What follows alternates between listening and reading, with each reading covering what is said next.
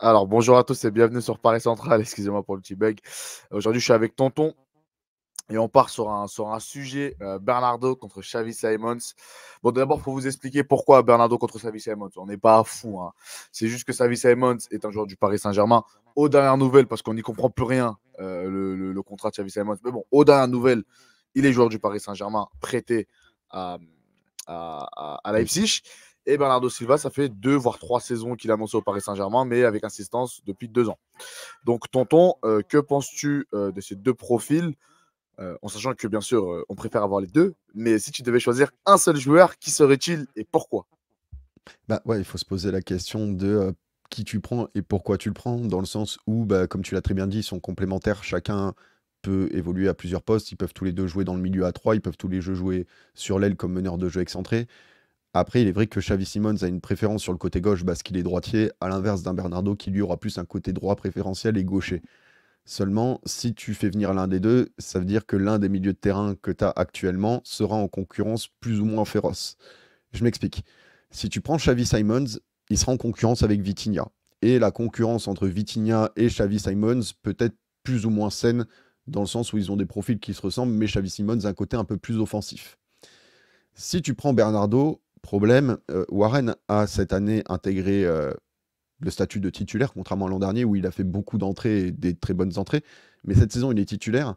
Et si tu prends un joueur du calibre de Bernardo Silva, même si Bernardo peut jouer plus haut et mettre en concurrence Dembélé, Likanguin, Kolo Muani et Asensio et Barcola, il y a du monde encore à ce poste, bah, Bernardo, il peut aussi jouer un cran plus bas. Et du coup, ça veut dire que Warren Zaïre-Emery, que tu étais en train de promouvoir comme titulaire de ton équipe, bah, tu lui fais comprendre qu'en fait, non, il ne sera pas titulaire, il sera même en fait dans la rotation, sauf s'il arrive à gagner sa place dans la concurrence avec Bernardo Silva. Mais quand on voit le niveau de Bernardo Silva, son profil et son expérience dans le style de jeu que demande Luis Enrique, bah, tu lui mets pas un bâton dans les roues, tu lui mets carrément bah, la branche de l'arbre. Ok, ok, ok.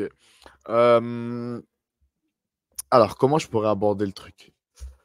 D'abord, faut comprendre un peu, avant d'aller sur les joueurs, faut comprendre un peu ce qui sont, tu vois. Aujourd'hui, Bernardo Silva, déjà, c'est l'un des meilleurs joueurs du monde. Il a 29 ans, si je dis pas de bêtises, il va sous ses 30 ans. Voilà, il a fait de nombreuses années à City et de nombreuses années de très haut niveau depuis qu'il a quitté Monaco. Maintenant, moi, le problème qui se pose avec Bernardo Silva, c'est pas vraiment dans l'immédiat, en fait. C'est pas au présent. C'est pas ce qu'il a été, c'est ce qu'il sera. Il arrive à 30 ans. Il sort d'un championnat très physique où voilà, en général, les joueurs qui sortent ont passé de nombreuses années et ont été séchés par leur coach, hein. Quand je dis séché, ça ne veut pas dire être mauvais, mais ça veut dire que je prends le cas de Wijnaldum. Wijnaldum est un joueur ayant un cardio au-dessus de la moyenne. Pourtant, il a été essoré par Liverpool. Et lorsqu'il a quitté la première ligue, ça a été très compliqué pour lui. Donc, Bernardo Silva, il est dans une équipe très énergivore. Il a une grosse dépense énergétique sur le terrain. Donc, quid de Bernardo Silva? Quel Bernardo Silva tu vas avoir? Moi, si tu me dis, si tu as un joueur comme Bernardo Silva, on sait qu'il a une hygiène de vie parfaite, qui arrive à tenir la durée comme Modric aujourd'hui. Modric, il a 38 ans. Bah, qu'est-ce que je te dis? Modric, il est arrivé en 2012, je crois, au Real, si je ne dis pas de bêtises, C'est ça. 2012-2013. Voilà, en 2023, donc ça fait plus de 10 ans qu'il est au très haut niveau à Madrid. Donc, si tu me dis que Bernardo Silva peut tenir autant sur la durée, forcément, personne ne va te dire non. Maintenant, quand tu regardes un peu le projet de jeu du Paris Saint-Germain, quand tu regardes ce qu'il fait, quand tu te rends compte que la moyenne d'âge, hormis la défense, parce que la défense, bon, c'est un poste d'expérience, mais hormis la défense, je crois que le plus âgé, c'est Kylian Mbappé à 25 ans, si je ne dis pas de bêtises. Ousmane est un peu Kylian, plus vieux. t'es sûr? Ousmane est un Ousmane, peu c'est un plus âgé 80. que Kylian. Il a 26 ans. Ok, ok. Donc, c'est Ousmane Dembélé qui a 26 ans. 26 ans, ça reste pour le football mondial, ça reste très jeune, surtout dans le football actuel. Bon, tu vois. Donc, la moyenne d'âge, c'est moins de 26 ans pour des joueurs de champ. Donc, ça veut dire que le Paris Saint-Germain veut renouveler son effectif avec de la jeunesse, tout simplement, avec de la jeunesse, des joueurs qui vont pouvoir grandir et s'affilier à ce Paris Saint-Germain-là. Et en plus, il y a cette volonté du club d'avoir une identification claire de joueurs, soit issus de la région parisienne, ou soit qui s'identifieraient de manière euh, euh, euh, Claire. directe au Paris Saint-Germain. Et quand tu prends un Titi parisien, parce que oui, c'est un Titi parisien à partir du moment où il a fait sa formation à Paris, vu qu'il a fait sa pré-formation à Barcelone et sa formation au Paris Saint-Germain, bah forcément, tu te dis que ouais, ramener Xavi Simons qui réalise de très bons qui fait de très bons débuts en professionnel, notamment avec le PSV Eindhoven et avec Leipzig, c'est pas forcément une mauvaise idée. Donc moi, personnellement, à choisir, vu qu'on doit faire un choix, je prendrais Xavi Simons parce que je trouve qu'en termes de concordance et de cohérence, ça serait plus intéressant, tu vois. Et que Bernardo Silva, il y a toujours cet inconnu de se dire, est-ce qu'il va tenir sur la durée, malgré que si tu me demandes lequel est le meilleur joueur d'entre les deux, c'est Bernardo Silva. Voilà. Je sais pas si tu voulais rebondir, parce que j'avais une seconde question un peu plus intéressante, je pense. Ouais, justement, par rapport à Bernardo aussi, faut dire ce qui est, c'est le joueur est déjà prêt, le joueur est d'une classe mondiale et non, je pense qu'à l'inverse d'un Wijnaldum qui lui arrive à 33 ans, il faut le dire, Wijnaldum est quasiment en fin de carrière quand il arrive au Paris Saint-Germain. Bernardo, il est vraiment dans le, À son on prime. va dire le Là, à son prime, prime. hein, pour Là, à son utiliser son prime. terme, il est clairement à son prime et je pense que tu peux en tirer facilement 2 3 ans à ce niveau-là. Et il faut dire ce qui est, malgré que tu aies beaucoup de jeunes joueurs à fort potentiel, tu as toujours besoin d'expérience dans ce genre de Bien sûr. collectif. Et avec tout le respect que j'ai pour les autres milieux en concurrence avec Warren, Vitinha et Ugarte, je préfère l'expérience de Bernardo à celle de Fabien Ruiz et Soler, si tu vois ce que je veux dire. Donc l'argument est quand même à prendre en compte concernant Bernardo, même si Xavi, comme tu l'as dit, il a cet avantage d'être plus jeune, prêt, et en plus à Leipzig, il se C'est- développe totalement au poste où on a besoin. Mais c'est justement ça que je voulais, c'est justement ça où je voulais amener les gens. C'est cette notion de oui, il est à son prime. Mais combien de temps il va être à son prime? C'est ça la vraie notion. C'est combien de temps? C'est qu'aujourd'hui, physiquement, voilà, il est très bon. Tu vois, il a son prime physique, etc. Mais maintenant, il était essoré quand même en première ligue, qu'on le veuille ou non. Donc combien de temps il va tenir sa durée? Parce que moi, si tu me dis qu'il arrive à 30 ans pour être claqué physiquement à 32, 33 ans, voilà, ça peut être intéressant sur 3 saisons, mais est-ce que en termes de projet d'avenir, c'est cohérent? Parce qu'aujourd'hui, Xavi Simons, il va revenir au Paris Saint-Germain. Elle est là la vraie question, c'est que Xavi Simons, dans tous les cas, il revient. À part si tu le vends. Comme j'ai dit, on ne comprend pas son contrat. Mais dans tous les cas, il revient. Il revient. Donc, est-ce que c'est une bonne chose de mettre dans les pattes de Xavi Simons un joueur qui techniquement, évolue pratiquement au même positionnement. On en reparlera justement juste après, c'est la question d'après. Évolue pratiquement au même positionnement, même si Bernardo Silva peut évoluer sur le côté droit, là où je crois que Xavi Simons, on ne l'a pas encore vu évoluer à ce niveau-là. En tout cas, moi, je ne l'ai jamais vu évoluer à droite. Je l'ai vu évoluer à gauche, Il a fait quelques au milieu. matchs, mais c'est plus le côté Voilà. gauche son J'ai préférentiel. pas le, j'ai pas le souvenir de l'avoir vu sur le côté droit. Après, j'ai pas vu tous les matchs de PSV Eindhoven. Mais est-ce que tu penses que ramener Bernardo Silva, qui est un excellent joueur, hein, qui est même meilleur que Xavi Simons, ça ne serait pas freiner l'éclosion de ce jeune Xavi Simons qui justement est en pleine éclosion et qui, saison après saison, augmente son niveau. Bah, dans un monde idéal, je vais prendre l'exemple de Pep Guardiola, hein, parce que c'est quand même la source d'inspiration de Luis Enrique et c'est aussi le coach de Bernardo. Dans un monde idéal, Pep, il met les deux en même temps sur le milieu de terrain. Parce que justement, bah, Bernardo, il peut aller à droite, alors que Xavi va plus aller à gauche. Et moi, en fait, c'est pas Xavi Simons en fait, qui, pour moi, risque de bénéficier de la concurrence de Bernardo s'il vient. C'est plus Warren Zaïre-Emery et Lee Kang-in qui, tous les deux, peuvent évoluer du côté droit de ce milieu à 3. Alors que Bernardo, il a vraiment ce côté préférentiel à droite. Xavi, lui, comme tu l'as dit, il a vraiment un côté préférentiel à gauche. Il peut jouer à droite, il a fait des matchs à droite, hein, ça n'empêche pas. Mais il a clairement un côté préférentiel à gauche, de la même manière que Bernardo, même s'il a déjà joué à gauche à Manchester City, bah, il a clairement un côté préférentiel à droite. Donc en soi, tu peux faire jouer les deux. Cependant, moi je pense que c'est plus Warren Zaïre-Emery qui en souffrirait que Xavi Simons pour le coup. Et c'est là justement où la question va être amorcée pour que tu comprennes quand je parle de droite. Je ne parlais pas forcément de la droite dans le milieu de terrain, je parlais plutôt de la droite sur l'aile. Alors, Hmm. justement, si tu ramènes Bernardo, c'était la deuxième question du coup, si tu ramènes Xavi Simons ou Bernardo Silva, où les verrais-tu évoluer? Parce que je remets le contexte. Xavi Simons, il peut évoluer dans les trois postes offensifs. Il peut aussi évoluer en position d'attaquant, même si ce n'est pas le numéro 9 qui va prendre forcément la profondeur. Ça va être plutôt être un faux numéro 9 ou un second attaquant. Mais on l'a vu notamment au PSV Eindhoven prendre souvent la profondeur plein axe, comme un numéro 9 le ferait. Donc il peut évoluer sur les trois postes offensifs, gauche, milieu, droite. Il peut évoluer au poste de milieu offensif et il peut évoluer aussi en tant que milieu relayeur à gauche. À droite, on l'a encore jamais vu, sauf quelques matchs d'après ce que tu as dit, mais moi je ne l'ai jamais vu en tout cas. Donc il peut aussi évoluer au poste de relayeur. Et quant à Bernardo Silva, on l'a vu potentiellement évoluer sur l'aile droite, au poste de milieu offensif, au poste de relayeur à droite. Et en plus, moi je pense que Bernardo Silva a aussi des appétences pour pouvoir jouer faux numéro 9, même si au vu des joueurs que tu as ramenés comme Asensio, comme Colomani et Ramos, je ne le vois pas du tout là-bas et je ne veux pas qu'il évolue là-bas. Donc, où les verrais-tu évoluer au Paris Saint-Germain ces joueurs-là? Bah, c'est l'avantage de recruter des joueurs polyvalents en fait, c'est que tu peux en faire ce que tu veux. Tu peux changer les dispositifs comme tu veux avec eux. Je veux dire, tu peux jouer dans un 4-2-4 et mettre Bernardo dans le double pivot avec Ugarte, c'est pas interdit non plus. C'est ça l'avantage. Donc du coup, ben, ça va dépendre aussi des autres joueurs. Moi, en ce qui me concerne, et je vais rester sur ce credo-là, j'ai la sensation que Mbappé ne va pas rester. J'ai pas d'infos ou quoi que ce soit, tu vois, mais il a quand même passé 7 ans au club. Et si Mbappé s'en va, bah, clairement, tu ouvres la porte au retour de Xavi Simons pour qu'il puisse jouer sur l'aile gauche en tant que meneur de jeu excentré à gauche. Tu peux aussi faire jouer Xavi Simons dans le milieu à 3 à la place de Vitinha pour qu'il ait un profil un peu plus offensif des trois milieux. Tu peux, comme tu as dit, jouer en 4-2-3-1 et mettre Xavi Simons en soutien de l'attaquant. Tu peux le faire jouer faux neuf dans le 4-3-3.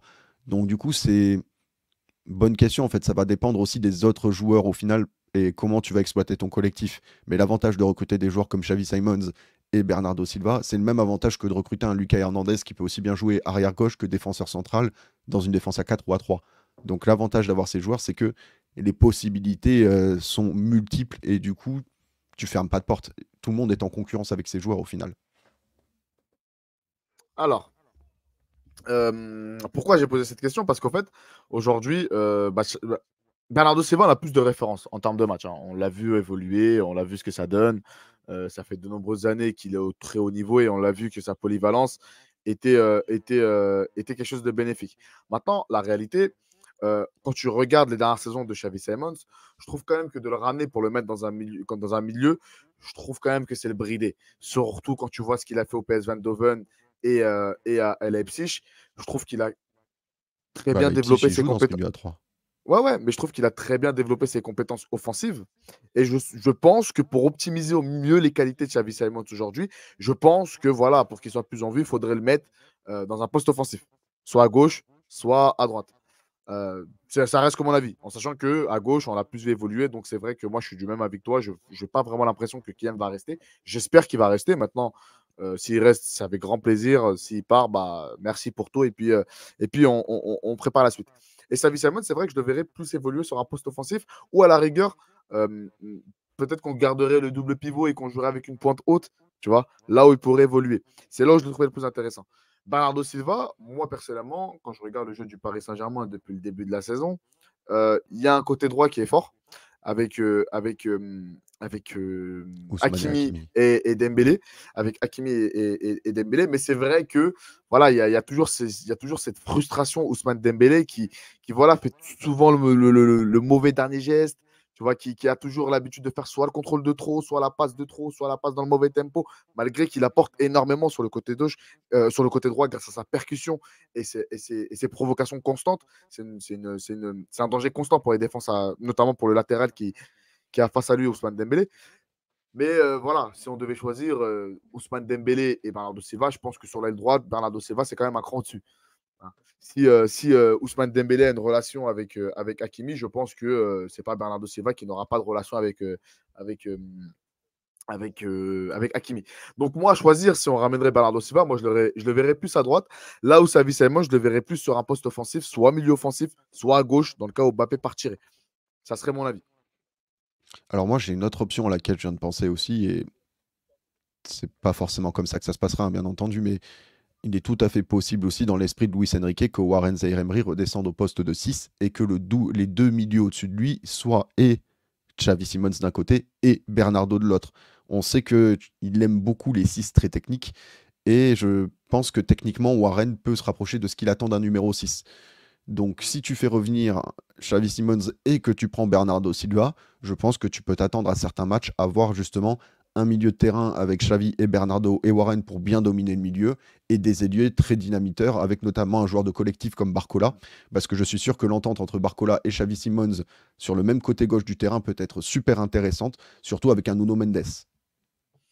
Je sais pas. Moi, j'ai vraiment l'impression qu'il a envie d'installer ce 4-2-4. J'ai vraiment envie ce 4-2-4, il a envie de l'installer et en faire sa signature au Paris Saint-Germain. Je sais pas si la saison prochaine, il rechangerait son système pour revenir à un système plus basique qu'il avait eu dans le football de l'époque, notamment avec Barcelone, où il était en 4-3-3 avec une pointe basse. Je sais pas du tout. Et puis, quand tu vois un peu ce que Warren apporte, est-ce que Ugarte aussi apporte dans ce collectif-là au milieu de terrain, je ne sais pas s'il va changer pour avoir un milieu à 3 plutôt que continuer dans son double pivot. Tu vois, je trouve que Warren, il a une appétence à se projeter en avant, tu vois, et le mettre en positionnement numéro 6, Je sais pas si tu es d'accord avec moi, mais je pense que c'est quand même brider certaines de ses qualités, là où justement le mettre dans une position de numéro 8 ou dans un double pivot est plus intéressant parce que à la perte du ballon, il est très fort sur l'homme pour la récupération de balles avec Ugarte où clairement c'est un rideau. Hein. Les deux là, c'est des essuie-glaces, hein, ils récupèrent tout. Hein, tu vois, les deux sont très bons.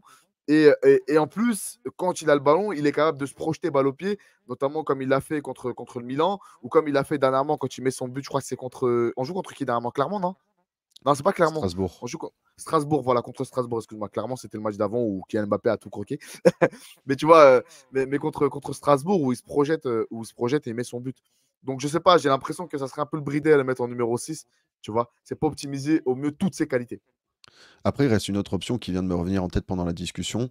Le 3-4-3 en losange qu'avait mis en place Luis Enrique pendant la remontada, même si ça pique un peu niveau souvenir. Tu peux très bien te retrouver avec Lucas Hernandez et Marquinhos et Skriniar dans la défense à 3. Un Warren Zaïre-Emery 6 avec et Bernardo et Xavi Simons. Pardon, tu peux mettre Bernardo en 10 avec Xavi Simons et Warren au milieu de terrain, Ugarte en 6 et les trois devant, tu aurais et Ousmane et Randall et Ramos. Comme ça, tu aurais tes ailiers dynamiteurs, tu aurais ton milieu de terrain très très fort et tu aurais ta base de 3 derrière aussi. Et t'aurais qui devant? Randall sur l'aile gauche en concurrence avec Ouais, Barcola, Dembélé à ouais. droite en concurrence avec Likangin et Ramos seul dans l'axe en tant que neuf, Hmm, avec un Bernardo ou un ouais. Xavi Simons en soutien en 10, Hmm, ouais, l'autre en oui, 8 avec Warren Zaïre-Emery et Ugarte en 6.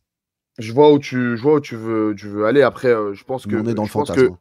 ouais, on est dans le fantasme, mais bon, je pense que déjà, c'est un peu du bricolage sur certains postes. Après, ça reste comme on l'a vu. Et puis surtout, Ugarte, l'apport qu'il a sans ballon, euh, voilà, je ne sais pas si Warren pourra avoir le même apport que lui, tu vois. Je pense que le double pivot, justement, est très bien amené parce qu'il a deux joueurs complémentaires avec Warren et Ugarte. Ugarte qui est capable de se projeter, mais qui le fait de manière très intelligente au Paris Saint-Germain, qui a aussi, on l'a vu, développer sa qualité de passe. Moi, je suis choqué, c'est transversal, je ne les voyais pas au Sporting. Je les vois en plus au Paris Saint-Germain, je suis choqué qu'il les fasse. Mais voilà, ils se développent, etc. Et je pense qu'ils sont quand même complémentaires les deux. Donc moi, voilà, je pense que Warren voilà, sans Ugarte, c'est pas le même joueur. Sans dire que Warren est mauvais, hein, mais sans Ugarte, c'est pas le même joueur. Et Ugarte Ouais, sans ils ont pas le Warren même ne sera pas profil. le même joueur aussi. Tu vois, c'est très complémentaire. Et puis, je pense que la défense à 3, bon, on la voit depuis le début de la saison, lorsqu'on est en phase offensive. Je ne vais pas faire une analyse tactique parce que voilà, je pense qu'on est un peu, je pense que la vidéo va être un peu trop longue.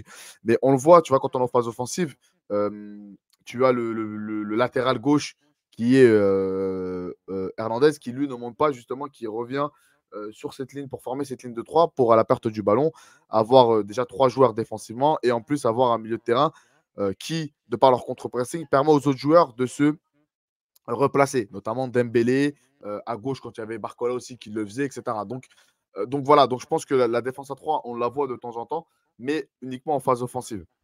Et après, je te dis ça, c'est Donc, vrai que j'ai complètement exclu Nuno Mendes et Hakimi de la discussion. ouais, ouais. Après, Nuno Mendes c'est pareil. Hein. Nuno Mendes, quand il reviendra, bon, ça, c'est un autre sujet. Si tu veux, on le tournera plus tard. Mais Nuno Mendes, il faudra qu'il se batte pour avoir sa place. Hein.